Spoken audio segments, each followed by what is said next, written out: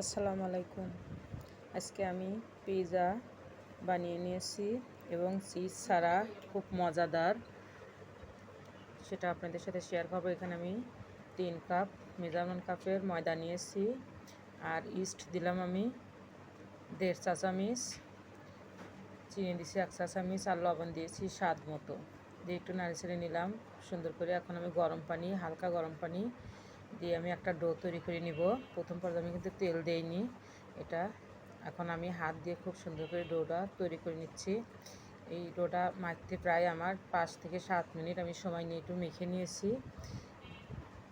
মেখে নেওয়া হলে এখন আমি এটা প্লেট দিয়ে ঢেকে রাখবো। এখানে আমি মাংস নিয়েছি 1 কাপ, আদা দিলাম 1 চা চামচ, লবণ দিয়েছি স্বাদ মতো, আর মরিচ গুঁড়ো দিয়েছি 1 চা চামচ, গরম মশলা গুঁড়ো দিয়েছি 1/2 চা চামচ, জিরের গুঁড়ো দিয়েছি 1/2 চা চামচ, আর 1 চা চামচ সয়া সস দিয়ে একটু মেখে নিয়ে আবার আমি 1/2 চা চামচ কালো গোলমরিচের গুঁড়ো দিয়ে ভালো করে মেখে আমি এখন এটাকে ভেজে নেব। তেল দিয়ে দিয়েছি কড়াইতে, সরষের তেল দিয়ে আমি এটাকে এখন ভেজে নেব। আর এই মাংসটাও আমি ভেজে নেব একদম সফট করে, একদম কড়া ভেজে নেব না। দেখুন আমার মাংসটা কিন্তু ভেজে নেওয়া হয়ে গেছে। এটাকে আমি ঢেকে দেওয়ার দরকার নাই, এমনিতেই ভেজে নেওয়া হবে। এখন আমি অন্য কড়াইতে ঘি দিয়ে দিয়েছি 1 টেবিল চামচ, আর ময়দা দিয়েছি 1 চা চামচ দিয়ে আমি এটাকে খুব সুন্দর করে ভেজে নিয়েছি।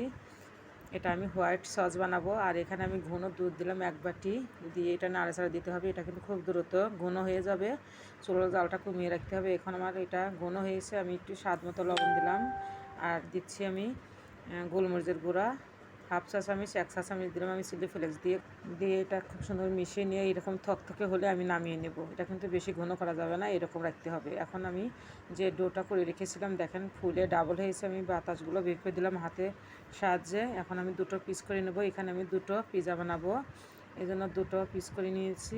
এখন আমি একটা পিস একটা থালার মধ্যে নিয়ে নেব। থালাটা আমি তেল দিয়ে মাখিয়ে রেখেছিলাম। এখন আমার মতো করে এটা আপনারা বেলেও নিতে পারেন, কিন্তু আমি হাত দিয়ে মাখিয়ে নিয়েছি। হাত দিয়ে এরকম করে সুন্দর করে বিছিয়ে দেওয়ার পরে আমি সাইড দিয়ে একটু এরকম ডিজাইন করে দিচ্ছি, দেখতে একটু সুন্দর লাগবে। আর একটা কাঁটা চামচ দিয়ে আমি এভাবে কেটে দিলাম যাতে পিৎজাটা ফুলে না ওঠে। আমি এই পর্যায়ে দিয়ে দিচ্ছি টমেটো সস, দিয়ে আমি চারপাশে ছড়িয়ে দেব। আর আমি হোয়াইট সসটা যেন বানিয়ে নিয়েছিলাম সেটাও দিয়ে দিচ্ছি।